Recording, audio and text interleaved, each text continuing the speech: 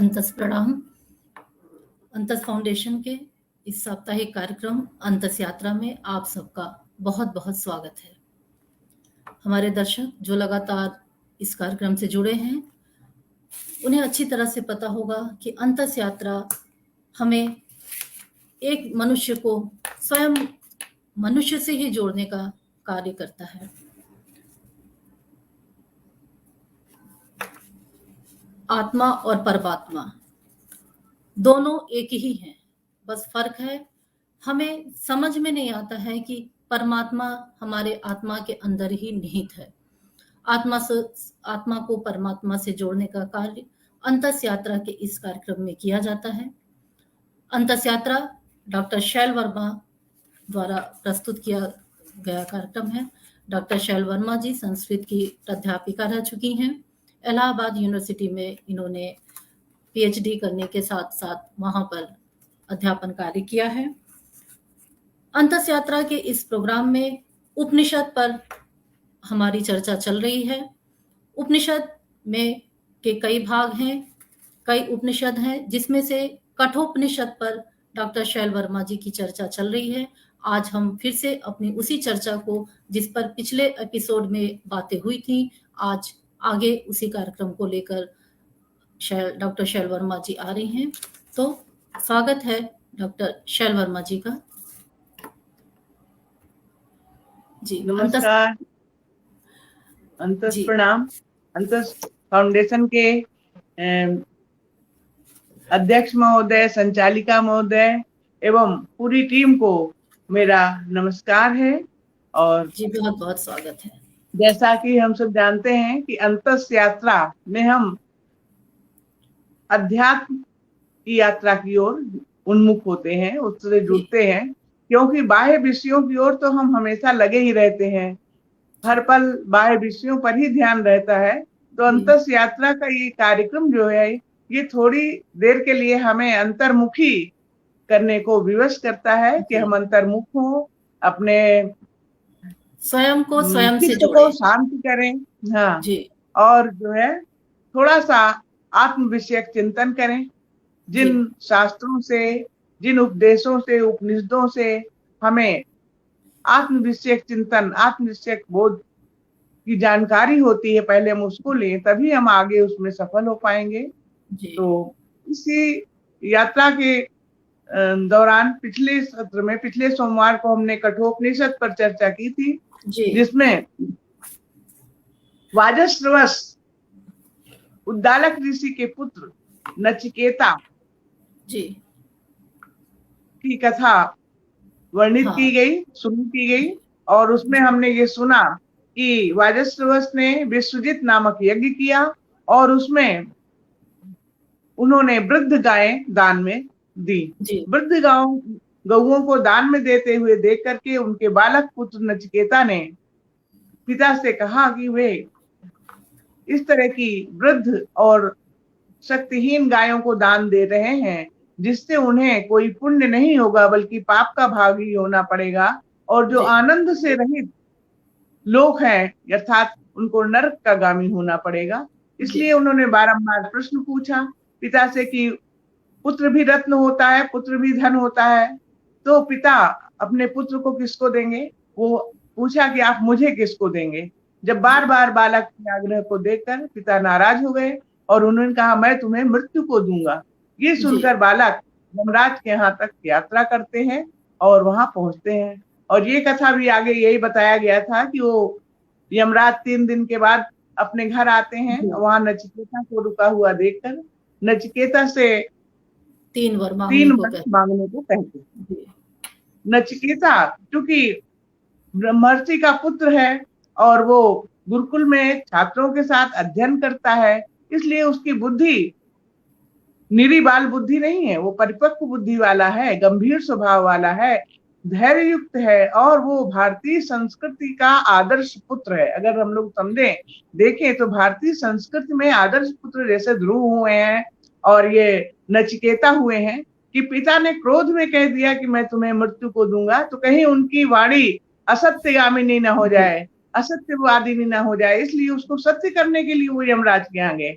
और वहां यमराज से उनने प्रथम वर के रूप में मांगा कि उनके पिता पहले की भांति शांत और सुंदर मन वाले हो जाएं, और जब आपके यहाँ से मैं जाऊं तो उनको ये विश्वास हो कि मैं सचमुच आपसे मिलके आया हूँ, नहीं तो सोचे लड़का है घूम फिर के चला आया। नहीं, जी वो विश्वास करें और अच्छे मन से उससे वात्सल्य युक्त होकर के बातें करें। जी तो यमराज उनको ये वरदान देते हैं। ये तो हुआ उनके लौकिक अपने व्यक्तिगत जीवन से युक्त वर जो कि उन्होंने यमराज से मांगा, और दूसरे वर में उन्होंने लोक कल्याणार्थ स्वर्ग को प्राप्त करने वाले यज्ञ की विधान को पूछा कि जिससे स्वर्ग मनुष्यों को प्राप्त हो जाए, ऐसी विधि बताइए। तो उसका भी वर्णन यमराज ने किया, जिसको कि नचिकेता ने जैसा उनसे उपदेश पाया था वैसा ही उनको याद करके सुना दिया। वो यमराज बहुत प्रसन्न हुए। वो समझ गए कि ये बालक जो है कुशाग्र बुद्धि का है, तीव्र बुद्धि का है, इसको जो भी बताया जाएगा ये उसको ग्रहण कर लेगा, और ये बहुत ही समझदार और गंभीर स्वभाव का बालक है। तो उन्होंने उससे तीसरा वर मांगने को कहा। अब नचिकेता देखिए कि उनको पता है कि स्वर्ग लोग जाने की इच्छा करते हैं। सामान्य जीवन में लोग कहते हैं तुम्हें स्वर्ग प्राप्त हो, मुझे स्वर्ग काम हो, यदि स्वर्ग की कामना से यज्ञ भी उस समय हुआ करता था। लेकिन स्वर्ग में जाना कैसा होता है? जैसे हम बहुत सारा पैसा इकट्ठा कर ले और खूब अच्छे होटल में चले जाएं जी, और वहां सारी सुख सुविधा से रहें, लेकिन जब पैसा खत्म हो जाएगा तो फिर होटल में हमको रहने की इजाजत नहीं होगी, छोड़ के आना पड़ेगा ना। तो ठीक ऐसे ही जब बहुत सारे यज्ञ करके पुण्य इकट्ठे हो गए तो पुण्यों के फल से स्वर्ग प्राप्त हुआ। स्वर्ग में भूख प्यास की बाधा नहीं थी, वृद्धावस्था नहीं था, जन्म मरण का कष्ट नहीं था। लेकिन वो कितने समय तक के लिए था? वो केवल तभी तक के लिए था कि जब तक कि पुण्य संचित है। जैसे ही पुण्य नष्ट होते हैं तो उसको मृत्यु लोक में पुनः जन्म लेना पड़ता है। तो ये स्थायी समाधान नहीं था। इसलिए नचिकेता उनसे तीसरे वरदान में क्या मांगते हैं, अब हम आज उसकी चर्चा आगे करते हैं। जी हाँ, तो इसमें देखिए क्या कहा, ये यम प्रीते विचिकित्सा मनुष्य अस्ति ते के नायम अस्ति चैके एतद् विद्या मनुशिष्टस्तयाहं वराणाम एषु वरस्तृतीया। नचिकेता यमराज से कहते हैं, ये यम प्रेते, मृत्यु के बाद मनुष्य की आत्मा रहती है या नहीं रहती किसी को पता नहीं है। तो इस विषय को लेकर विचिकित्सा यानी संदेह, मनुष्यों में इस बात की बड़ा संदेह रहता है। कोई कहता है मृत्यु के बाद सब शरीर नष्ट हो गया तो सब कुछ नष्ट हो गया, और कुछ लोग कहते हैं कि नहीं, शरीर तो नष्ट हो गया लेकिन आत्मा रहती है। तो आप तो मृत्यु के स्वामी हैं, मृत्यु के देवता हैं, सबकी मृत्यु आप ही देने वाले हैं। तो फिर आप ये जानते हैं, भली भांति जानते हैं कि आत्मा रहती है या नहीं रहती, क्या होता है मृत्यु के बाद। तो मेरी ये बहुत बड़ी जिज्ञासा है, आप मेरी इस जिज्ञासा को शांत करिए। आप मुझे ये तीसरे वरदान के रूप में मुझे आत्म तत्व संबंधी ज्ञान कराइए। ये देखिए नचिकेता का ये प्रश्न है, और यमराज के लिए ये इस प्रश्न का उत्तर देना उन्हें बहुत ही कठिन है। क्यों? क्योंकि आत्मविद्या या ब्रह्म विद्या ये सबको नहीं दी जाती। क्यों? ब्रह्म विद्या जो संसार में रहने वाले लोग हैं वो तो पूरी तरह से संसार को ही सत्य समझते हैं। कितना ज्यादा से ज्यादा धन हो जाए, कितनी ज्यादा से ज्यादा प्रॉपर्टी बन जाए, हमारे अपना तो चल जाए, पुत्रों के लिए इकट्ठा हो जाए, फिर पोतों के लिए, पौत्रों के लिए भी इकट्ठा हो जाए, ये बुद्धि रहती है। तो इतना जो माया में सांसारिक विषयों में लिप्त व्यक्ति है उसको क्या पड़ी है ब्रह्म विद्या जानने की, आत्मविद्या जानने की। लेकिन इससे होता क्या है कि संसार में ही भौतिकता को ही सत्य मानने वाले उसी में बार बार जन्म मरण के चक्र में घूमते रहते हैं। हाँ, तो नचिकेता ने ऐसी जिज्ञासा रखी और कहा, तब यमराज को लगा ये बच्चा तो बहुत बड़ा प्रश्न कर रहा है, ये बालक होते हुए भी बालक जैसी बात नहीं कर रहा है। तो इसकी परीक्षा लेनी चाहिए। क्योंकि कुछ लोग देखिए ज्ञान की बातें करते हैं लेकिन फिर थोड़ी देर में भूल जाते हैं, उनको कोई मतलब नहीं होता, दिखावे के लिए बात करते हैं।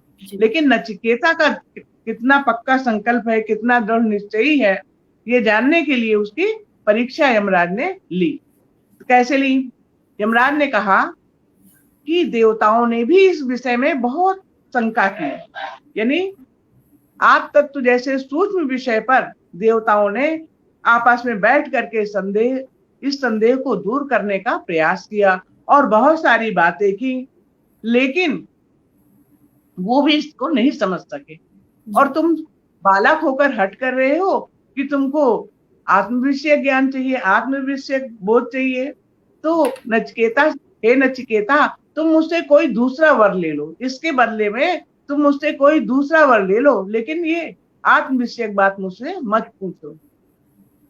तब नचिकेता सोचता है कि ऐसी बात है कि देवताओं ने भी नहीं समझा और ये कह रहे हैं मुझसे मत पूछो, इसका मतलब ये इसके ज्ञाता है, मुझे बताना नहीं चाहते हैं।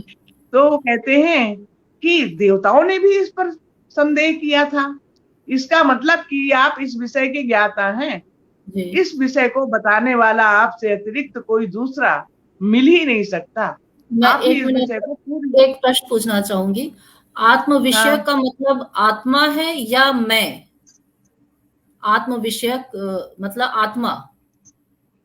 हाँ, आत्मा, देखिए जब हम कहते हैं मैं मोटा हूं, मैं पतला हूं, मैं काला हूं, मैं दुबला हूं, तो क्या है? मैं हूं तो वही है ना, मैं हूं, यानी अपने अस्तित्व का बोधक है। और जो मोटा पतला काला गोरा ये हो रहा है, ये सब भेद है ना, ये हो गया अविद्या। और मैं हूं यानी मुझे अपने अस्तित्व का बोध है।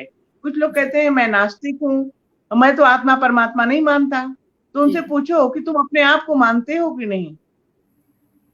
अपने आप को तो मानते हैं, तो जो अपने आप को मानते हैं तो वही तो उनका मानना है, तो वो नास्तिक कहाँ है? अपने अस्तित्व को स्वीकार कर रहे हैं, है ना। और ये जो आत्मा है यही, वो उससे अलग नहीं है, जो जीवात्मा है परमात्मा से अलग नहीं है। लेकिन ये सब क्यों है? अविद्या। अविद्या के कारण ही ये सारा संसार सत्य दिख रहा है, इसकी सत्यता भाषित हो रही। अब आप जब कोई स्वप्न में देखता है कि वो किसी बड़े युद्ध में जा रहा है, किसी बड़े जंगल में फंस गया है, बड़े ही हिंसक जीव जंतुओं से घिर गया है, वो डरता है, चिल्लाता है, भागता है, लेकिन जब उसकी नींद खुलती है तो देखता है वो तो बिस्तर पे पड़ा हुआ है। वो सब चीजें क्या थी? वो सब कहाँ से प्रकट हुआ था? मन से ही तो प्रकट हुआ था, मन से ही प्रकट, वो सब कुछ भी नहीं था। मतलब हम इंद्रियां भी सारी सो रही थी, कोई चल नहीं रहा था, आंख भी बंद थी, कान भी बंद थे, लेकिन दृश्य इतने बड़े बड़े देख रहे थे। और जैसे ही नींद खुली वैसे ही सब झूठ हो गए। तो इसी तरह से जो है ये संसार का खेल चल रहा है। तो कुछ कहने का ये मतलब ये नहीं कहा जा रहा कि आप सांसारिक कोई सुखों को ना भोगे, सांसारिक सुखों का भोग करे, लेकिन उसको त्याग की भावना से करे। ईशावास्यमिदं सर्वम, यानी ये सारा संसार जो कुछ हमें प्राप्त हुआ है किसका दिया हुआ है? ईश्वर का। और इसकी एक एक चीज में ईश्वर समाया हुआ है, ईश्वर सब में व्याप्त है। इसलिए हम जैसे हम होटल में जाते हैं, सारी वस्तुओं का उपभोग करते हैं, आते समय सारे सामान वहीं छोड़ के आ जाते हैं, उससे मोह नहीं करते। तो इसी तरह इस संसार में सब कुछ करना है, मकान भी बनवाना है, संतान भी का दायित्व भी पूरा करना है, सब करना है, लेकिन उसको त्याग की भावना से करना है। और किसी की भी धन और प्रॉपर्टी या संपत्ति को देखकर उसको झपटने की, उसको छीनने की, उसको लेने की इच्छा नहीं करनी है। ये उपनिषद की शिक्षा है। अगर उसमें ये होता तो ये क्यों कहते कि शतम जीवेत वर्ष सरदा शतम, कि हम 100 वर्ष तक जिए, पूर्वन्ने वेह कर्माणि जिजीवे से शतम तमा, हमें इस संसार में अपने जीवन में काम करते हुए 100 वर्ष तक जीने की इच्छा करनी चाहिए। 100 वर्ष तक हम अपनी आंखों से देखें, 100 वर्ष तक हम अपने कानों से सुने, यानी हमारी ज्ञानेंद्रिया कर्मेंद्रिया सब ठीक रहें, ऐसी उपनिषदों में प्रार्थना की गई है, कामना की गई है। तो सिर्फ कहने का मतलब ये है कि अभी आगे बताएंगे, इसके चर्चा करेंगे यमराज। तो यहाँ पर ये कह रहे हैं कि यमराज ने नचिकेता को प्रलोभन देना शुरू किया। क्या कहा? शतायुषः पुत्र पौत्रान वृणीषु, तुम 100 वर्ष की उम्र से अधिक आयु वाले पुत्रों को मांग लो, पौत्रों को मांग लो, और जितनी तरह के पशु, हाथी, घोड़े, गाय होते हैं, वो सारे पशु तुम्हारे पास हो जाए। और भूमेर महदायतनम, जमीन का एक बहुत बड़े हिस्से के तुम स्वामी बन जाओ। जितनी दूर तक तुम चाहो उतनी दूर तक जमीन लेकर उसके सम्राट बन जाओ। और जीवन तो मैं तुम्हें इतना देता हूं कि चाहे तुम जितने वर्ष तक जियो, मैं तुमको कभी छूऊंगा नहीं, मैं तुमको बाधित ही नहीं करूंगा, जब तक तुम्हारी इच्छा हो जीते रहो। और भी कहते हैं कि ये कामा दुर्लभा मर्त्य लोके तां सर्वान कामान छंदतः प्रार्थयस्व। यानी इस संसार में मनुष्य जो जो कुछ चाहते हैं लेकिन मिलता नहीं उन्हें, दुर्लभा, ये कामा दुर्लभा मर्त्य लोके, इस मृत्यु लोक में जो जो मनुष्य की इच्छाएं दुर्लभ होती हैं उनको तुम अपनी इच्छा अनुसार मांग लो। इमा रामा सरथा सतूर्या नहीं दृशा लंबनीया मनुष्य। इस संसार में मनुष्यों को सुंदर स्त्रियां, हाथी, घोड़े, वाद्य यंत्रों सहित अप्सराएं, ये सब नहीं प्राप्त होती हैं। ये सब तुम मुझसे मांग लो और मेरी दी हुई सुंदरी अप्सराओं से तुम अपनी सेवा कराओ, परिचार्यस्व। और नचिकेतो मरणम मानुप्राक्षी, हे नचिकेता तुम मृत्यु के बारे में मुझसे कोई प्रश्न मत करो। यानी तुम सांसारिक सुख सुविधा की जितनी भी चीज चाहते हो मुझसे मांग लो, लेकिन मृत्यु के बारे में मुझसे बिल्कुल प्रश्न मत करो। अब नचिकेता क्या जवाब देता है, देखिए। स्वभावा मर्त्यस्य यदन्तकैतः सर्वेन्द्रियाणां जरयन्ति तेजः अपि सर्वं जीवितमल्पमेव तवैव वाहास्तव नृत्य गीते। कितना सुंदर जवाब देता है कि स्वभावा मर्त्यस्य यदन्तक, हे सबका अंत करने वाले यमराज, जो जो आप हमें सुख सुविधा प्रदान कर रहे हैं ये सब कैसे हैं? स्वभावा यानी आज है कल नहीं। अगर मान लो सामान भी है तो अपनी इंद्रियां क्या आज जैसी वैसी रहेंगी? अब देखिए हम लोगों ने बचपन में जो देखा था जैसे थे, क्या आज वैसा ही स्थिति है? क्या वैसे ही वातावरण है? सब चेंज हो गया। और अपनी क्षमताएं भी कितनी बदल गई है ना, पहले कैसी थी, फिर युवावस्था में कैसी थी, यानी सब चीज परिवर्तनशील है, किसी चीज के स्थायित्व नहीं है। तो और ये जितने सुख साधन आपने बताए हैं कि इतने बड़ी जमीन के सम्राट बन जाओ, इतनी सुंदर स्त्रियां ले लो, रथ घोड़े ले लो, पशु ले लो, ये क्या है? सर्वेन्द्रियाणाम जरयन्ति तेजा, इससे जब हमारी इंद्रियां हैं इनका तेज क्षीण होता है। जितने भी सांसारिक सुख साधनों में हम पढ़ते हैं उससे हमारी शक्तियां क्षीण होती हैं। इंद्रियां तो ज्ञानेन्द्रिया कर्मेंद्रिया क्षीण होती हैं। अपि सर्वम जीवितम अल्पमेव, और ये भोग्य वस्तुएं जो हैं ये कैसी हैं? अनंत काल की तुलना में तो बहुत थोड़ी सी, इनका कोई सीमा ही नहीं है कि हम कब तक इनसे तृप्त तो कभी नहीं होगी जी। यानी आपने जो दीर्घ जीवन हमको देना चाहा है वो तो आप जब तक चाहेंगे तब तक हम जिएंगे ही। आप हमें तो हमारे पास तो आओगे नहीं, चलो हम तुम्हें मारने आए हैं या तुम्हें सब लोग, क्योंकि हमें तो आपका दर्शन हो गया है। तो जीवन जब मैंने आपका दर्शन पा लिया तो आप जीवन तो मुझे मिल ही गया।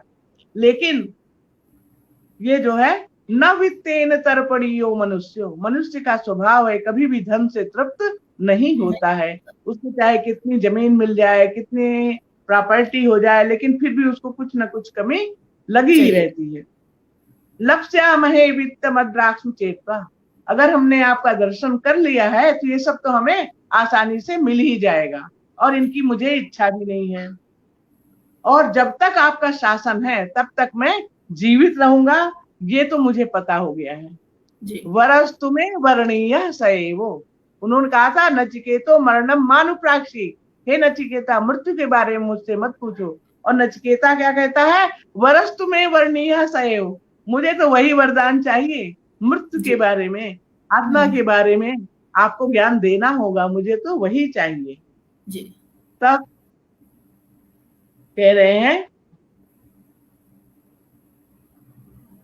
नचिकेता कहते हैं कि जिसके विषय में देवताओं ने संदेह किया और अपने संदेह को नहीं दूर कर पाए, जान नहीं पाए, और उसी जो इसका मतलब कि ये बहुत गंभीर प्रश्न है, बहुत ही रहस्य भरा प्रश्न है, और इसका वक्ता और ज्ञाता जो दोनों ही मिलना दुर्लभ है। इसलिए जब आपके सामने मैं आया हूँ और आप मुझे मृत्यु के पूरी तरह से ज्ञाता है, आत्मा के ज्ञाता है, तो मैं अब किसी और से ये प्रश्न नहीं जानूंगा, मैं तो केवल आपसे ही ये जानना चाहता हूँ। तो नान्यम तस्मात नचिकेता वृणीते, नचिकेता कोई दूसरा वर नहीं मांगेगा, नचिकेता तो इसी वर पर अडिग है, उसको यही वरदान चाहिए, आपसे यही जानना चाहिए। तब यहाँ पर प्रथम अध्याय समाप्त होता है, प्रथम अध्याय की प्रथम बल्ली। अब दूसरी बल्ली शुरू होती है, इसमें यमराज बोलना शुरू करते हैं। यमराज क्या कहते हैं? नान्य श्रेयो, अन्य श्रेयो अन्य दुतयो। अब इस एक मंत्र है, उसमें क्या बताते हैं कि मनुष्य के सामने दो मार्ग हैं, एक श्रेय मार्ग, दूसरा प्रेय मार्ग। प्रेय माने जो प्रिय लगता है, जिस पर हम जल्दी खींचे चले जाते हैं, आकर्षित होते हैं, वो प्रिय है, जो प्रिय लगने वाली। और श्रेय वो होता है जो कल्याणकारी हो, प्रिय न लगे चाहे लेकिन कल्याणकारी हो, ऐसे मार्ग को श्रेय कहते हैं और प्रेय मार्ग कहते हैं। तो जो श्रेय मार्ग को ग्रहण करता है वो विवेकशील होता है, गंभीर होता है, और जो प्रेय मार्ग को ग्रहण करता है तो वो सांसारिकता में ही भ्रमित होता रहता है। यानी मनुष्य के सामने दोनों चीजें आती हैं, एक श्रेय यानी जो सब प्रकार की दुखों से छुटकारा देने वाला मार्ग है, और प्रेय जो प्रिय लगने वाला मार्ग है। तो जो प्रेय है उनको प्राप्त करते ही हमें सुख की अनुभूति होती है। जैसे संसार में मनुष्य की इच्छा हुई कि उसको अच्छी नौकरी मिल जाए, अच्छी नौकरी मिल गई, और फिर अच्छी शादी ब्याह हो गया, अच्छे मकान बन गए, लेकिन इनसे बहुत सुख प्राप्त होता है, लेकिन इनका परिणाम क्या होता है कि वृद्धावस्था तक उसको आत्मज्ञान विषय कोई जिज्ञासा नहीं होती, उसकी तरफ वो सोचते बस यही सत्य है, ये हमेशा रहेगा। तो ऐसी बात नहीं है। तो कह रहे हैं कि जो श्रेय मार्ग है, जो कल्याणकारी श्रेय मार्ग है, वो कैसा है? वो मनुष्य को समस्त दुखों से छुटकारा दिलाने वाला है। इसका मतलब ये नहीं कि वो जो है पढ़े लिखे नहीं, शादी ब्याह ना करे, यानी वो ग्रहण करेगा, सब कुछ ग्रहण करेगा, लेकिन उसको ये बोध रहेगा कि ये संसार जो है असार है, संसार जो है वो छूटने वाला है, और ये वास्तविक सत्य नहीं है। यानी क्या सत्य है क्या असत्य है, इसका ज्ञान रहेगा। जब ज्ञान रहेगा तो उसमें भ्रमित नहीं होगा कि आज और हो जाए और हो जाए, इसकी वो नहीं रखेगा, और फिर समस्त सुखों को भोग करके और श्रेय मार्ग को अपनाता हुआ आत्मनिश्चय ज्ञान प्राप्त करेगा और जन्म मृत्यु के बंधन से छूटेगा। तो श्रेयश्च प्रेयश्च मनुष्य में तो संप्रीत विविनक्ति धीरा। जो धैर्यवान व्यक्ति होता है, जो गंभीर है, जो विवेकशील है, वो विचार करता है कि मेरे लिए क्या अच्छा है, श्रेय मार्ग ग्रहण करना अच्छा है या प्रेय मार्ग ग्रहण करना अच्छा है। तो जो धीर और गंभीर व्यक्ति है वो तो श्रेय मार्ग को ग्रहण करता है, और जो मंद बुद्धि वाला है वो कहता है संसार ही सत्य है, मुझे तो सांसारिक सुखों को ही ग्रहण करना है, सांसारिक विषयों में ही लगे रहना है। तो कहते हैं यमराज हे नचिकेता, तुम तो बहुत ही धीर गंभीर और विवेकशील हो, क्योंकि मैंने तुमको इतना प्रलोभन दिया, तरह तरह से जमीन का प्रलोभन दिया, संतान का प्रलोभन दिया, सुंदर स्त्रियों का प्रलोभन दिया और रत्नमयी माला दी, लेकिन तुमने ये सब ग्रहण नहीं किया, वो सब स्वीकार नहीं किया, तुम्हारे अंदर लोभ की भावना नहीं है। तो इसलिए दूरम एते विपरीते विसूचि अविद्या च विद्येति ज्ञाता। ये जो श्रेय और प्रेय है, इन्हीं को विद्या और अविद्या कहा गया है। विद्या से मतलब सा विद्या या विमुक्त है, आपने देखा हुआ कहीं स्लोगन लिखा रहता है, सा विद्या या विमुक्त है। विद्या वही है जो हमें मुक्ति प्रदान करती है, बंधनों से, अविद्या से मुक्ति प्रदान करती है, और अविद्या जो हमें संसार में बांधे रहती है। यानी अविद्या जन्म संसार है और विद्या आत्मज्ञान से युक्त है। तो जो हे नचिकेता, तुमको मैं विद्या का अभिलाषी मानता हूँ, मैं समझ गया हूँ कि तुम विद्या के अभिलाषी हो, तुम अविद्या ग्रहण नहीं करना चाहते हो। क्यों? क्योंकि तुमको इतने सुंदर सुंदर जो हमने प्रलोभन दिए, जो कामनाएं पूर्ण करने का तुमको वरदान देना चाहा, तुमने उसको स्वीकार नहीं किया है।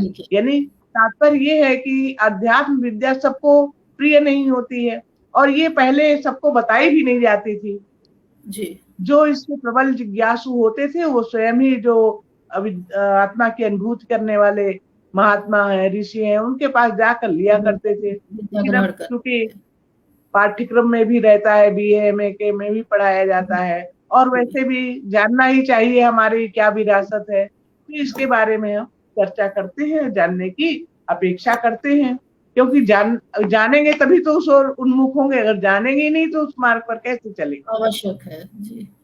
हाँ, अब कह रहे हैं अविद्यायाम अंतरे वर्तमाना स्वयं धीराह पंडितम मन्यमाना। जो अविद्या में घिरे हुए हैं, अविद्या में डूबे हुए, उनको ये नहीं पता कि वो अविद्या में डूबे हुए हैं। क्यों? क्योंकि वो स्वयं पंडितम मन्यमाना, अपने को बहुत बड़ा विद्वान समझते हैं, बहुत बड़ा पंडित समझते हैं।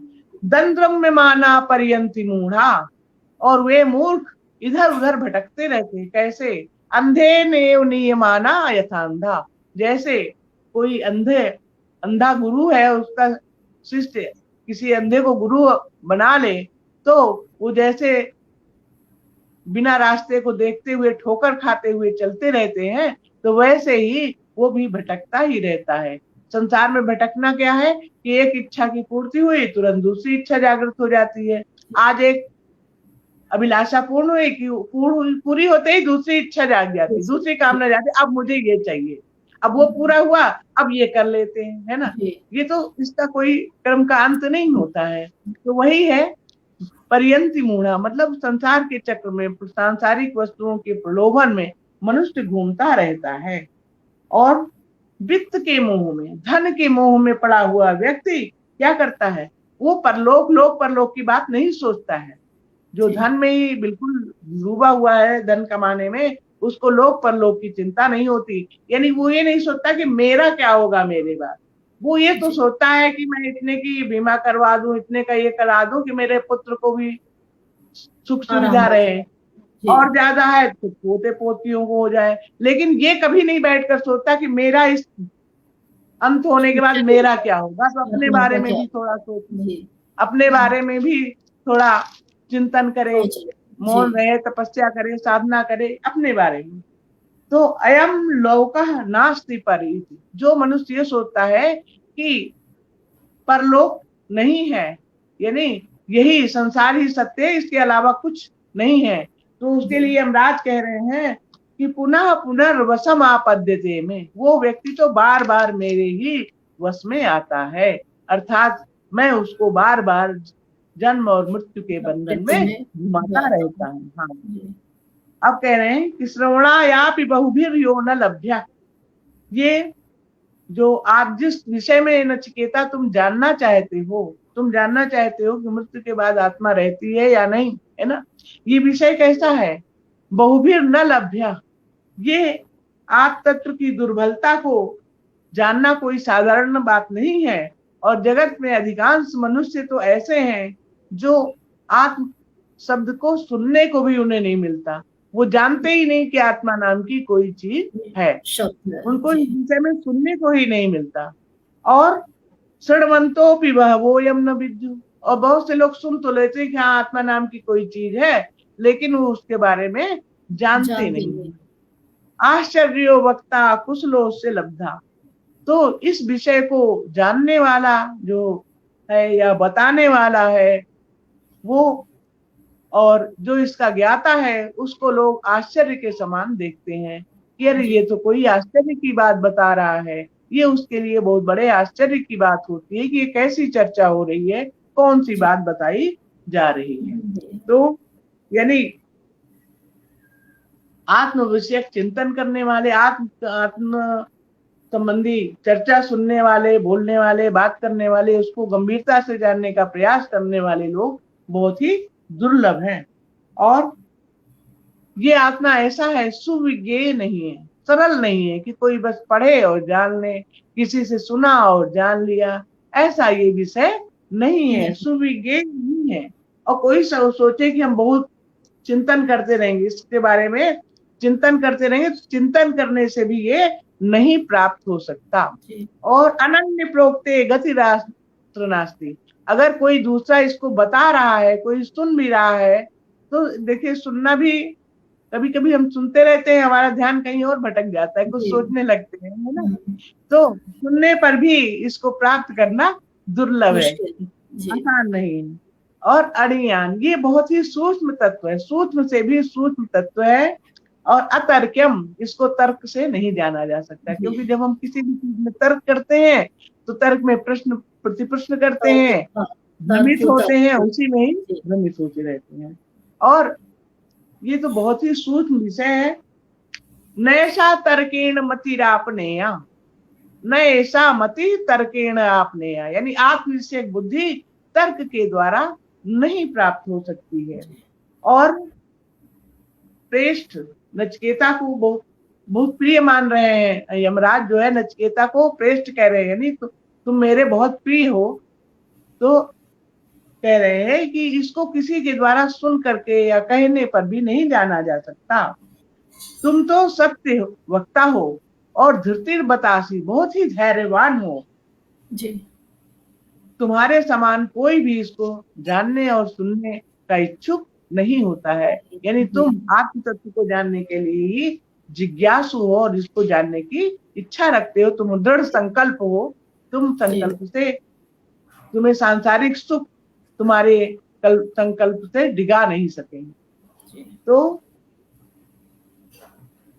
अब कह रहे हैं कि हे नचिकेता, मैं इस बात को भली भांति समझ गया हूं कि कर्मों के फल स्वरूप ही मनुष्य को इस लोक और परलोक में जो निधि मिलती है वो कितनी भी महान क्यों न हो, यानी जो हम अपने कर्मों को फल से प्राप्त करते हैं कितना भी महान क्यों न हो, वो एक दिन अवश्य ही नष्ट हो जाता है, उसका एक दिन विनाश अवश्य हो जाता है, क्योंकि सभी चीजें अनित्य हैं। और जो अनित्य साधन है उनसे हमें नित्य वस्तु की प्राप्ति नहीं हो सकती। अनित्य साधन से तो अनित्य वस्तु ही मिलेगी। तो ये जो यज्ञ आदि मनुष्य करते हैं, किस लिए करते हैं? यज्ञ आदि से हमें पुण्य प्राप्त होता है, जो कामनाएं होती हैं वो प्राप्त होती हैं, तो जो भी फल प्राप्त होते हैं वो एक न एक दिन अवश्य ही नष्ट हो जाते हैं, वो सदैव नहीं रखते हैं। तो फिर कह रहे हैं कामस्याप्तिम जगतः प्रतिष्ठाम कुतोरंध अंत्यम अभयस्य पारम। अब कह रहे हैं नचिकेता, तुम सभी प्रकार से श्रेष्ठ हो, बुद्धि संपन्न हो, और मैंने तुम्हारे सामने स्वर्गलोक को रखा, सब प्रकार के भोग रखे और यज्ञादि कर्मों को रखा, सामने स्वर्गलोक को रखा, लेकिन भोग रखे वो सभी जो हैं निरर्थक हो गए, क्योंकि तुम इतने दृढ़ प्रतिज्ञ हो, इतने स्थिर बुद्धि हो कि तुमने सभी का परित्याग कर दिया, तुम्हारी सांसारिक विषयों में आसक्ति नहीं है। तो फिर क्या कहते हैं, कह रहे हैं परमात्मा की महिमा का वर्णन कर रहे हैं आगे दो मंत्रों में कि तम दूरदर्शम गूढ़म अनुप्रविष्टम गुहाहितम गहवरेष्ठम पुराणम अध्यात्म योगाधिगमेन देवम मत्वा धीरो हर्ष शोको जाति। यानी तम दूरदर्शम, उस दुर्गम जो योग माया के अंदर छुपा हुआ है, सबको सामान्य रूप से दिखाई नहीं, आत्मा कोई ऐसी वस्तु है नहीं कि उठाया और दिखा दिया कि देखो ये आत्मा है ना। तो कह रहे हैं कि तम दूरदर्शम, वो तो दुर्लभ है, उसको देखना बहुत ही दुर्गम है, गूढ़म वो गूढ़ है, अनुप्रविष्टम सब जगह व्याप्त है, सब जगह व्याप्त है फिर भी प्राप्त नहीं है, दिख नहीं सकता। और गहवरेष्ठम पुराणम, वो संसार रूपी गहन वन में छिपा हुआ है लेकिन सनातन है। क्यों? क्योंकि उसका कभी विनाश नहीं होता, वो तो सदैव पहले भी था, अब भी है, हर जगह है, हर स्थान पे है। तो उस कठिनता से प्राप्त होने वाले आत्मदेव को जो धीर व्यक्ति है, जो शुद्ध बुद्धि वाला है, जो निर्मल अंतःकरण वाला साधक है, वही अध्यात्म योग की प्राप्ति के द्वारा जब उसको मानता है कि हाँ आत्मा है, आप तत्व को जानने की इच्छा रखता है, वो संसार में मिलने वाले हर्ष और शोक का परित्याग कर देता है। यानी सांसारिक वस्तुओं से जो सुख प्राप्त होता है, सुख से हर्ष प्राप्त होता है, उसका परित्याग कर देता है और शोक का भी परित्याग कर देता है। यानी वो सुख दुख के अनुभूति से परे हो जाता है। तो एतस् श्रुत्वा संपरिगृह्य मर्त्या प्रमुनिः धर्मम् अणुमेतमापे समोदते मोदनीयम ही लब्ध्वा विवृता सर्वनचिकेतम मन्ये।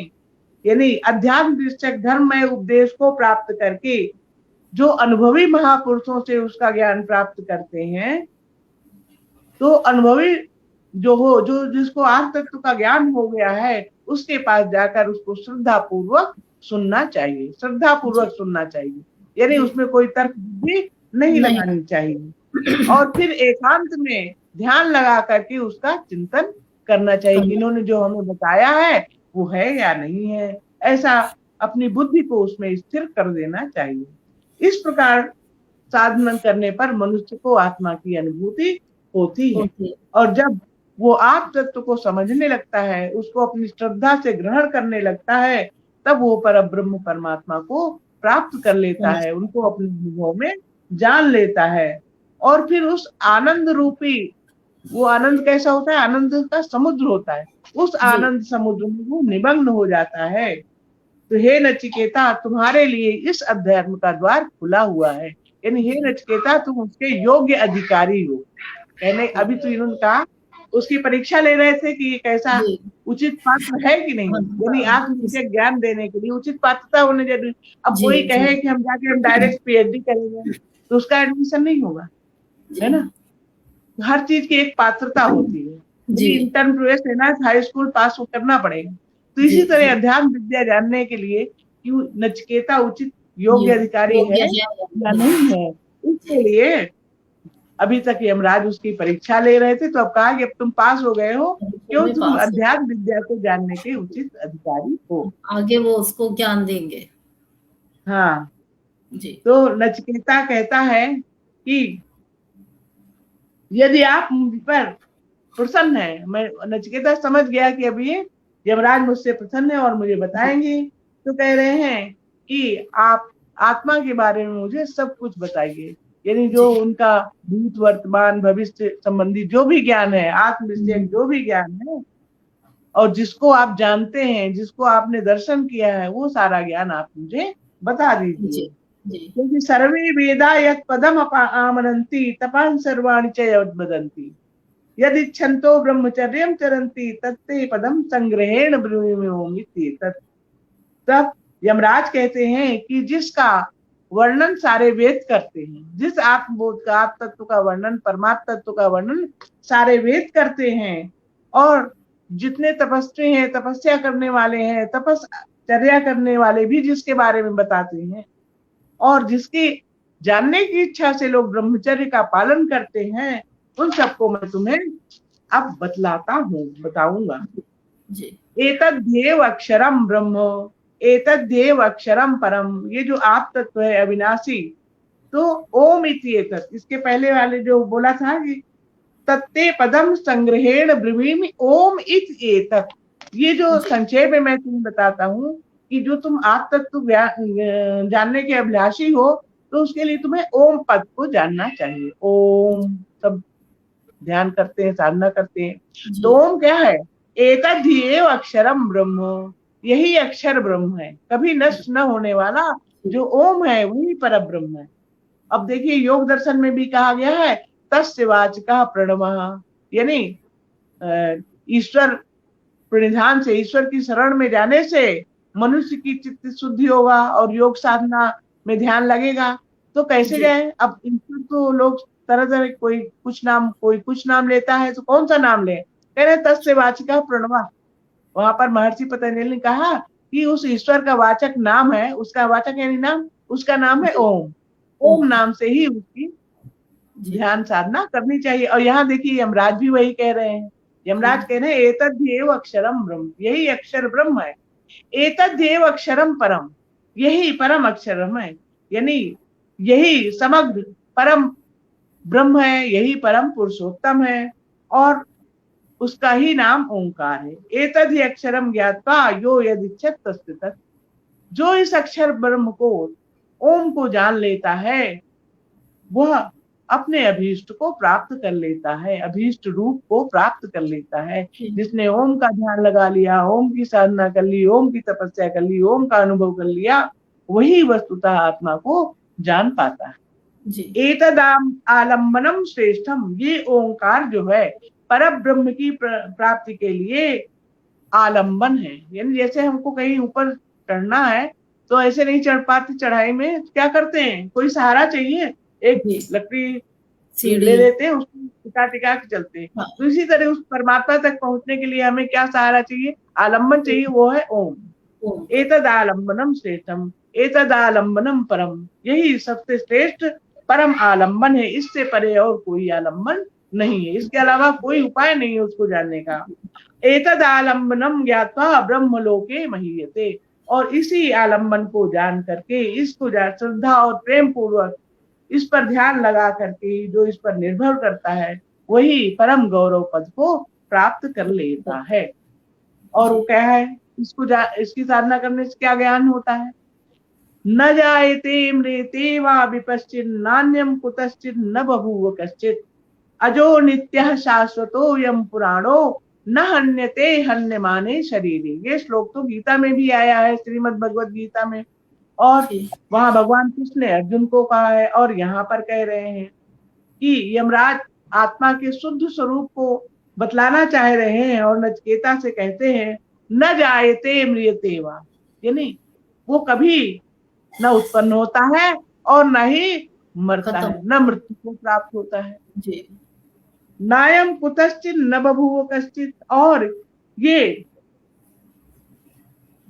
जो शरीर है ये अनित्य है, शरीर नश्वर है, यही जन्म लेता है और यही यही मरता है। मरता है, आत्मा न जन्म लेता है और न ही प्राप्त नष्ट करता है। होता है। तो जी हाँ, जब तक मनुष्य इसके प्रति अभिलाषा नहीं करता है, इसको जानने की चेष्टा नहीं करता है, तब तक वो क्या करता है, तब तक वो संसार को ही सत्य समझता रहता है। क्योंकि ये आत्मा तो अजन्मा है, नित्य है, शाश्वत है और पुरातन में, और हन्य माने शरीर, इस नश्वर शरीर में रह करके भी ये नश्वर नहीं है।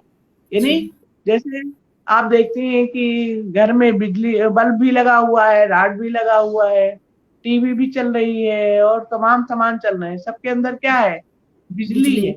जी टीवी में टीवी चल रहा है कितना, उसमें सीन आ रहे हैं, आवाज भी सुनाई पड़ रही है, किससे, उस बिजली से, क्या विद्युत कहते से। हैं, बिजली से, करंट जी से। और जब जी करंट नहीं रहता तो वो फिर तो किसी सब काम कुछ का नहीं बंद हो रहता, जाता अगर है। उसमें जी करंट नहीं चालू होता। तो हम्म। जैसे वो करंट जो ऊर्जा समूह है जिसको हम करंट कह रहे हैं, तो वो क्या है, वही सबके अंदर व्याप्त है, तभी सारे उपकरण चल रहे हैं।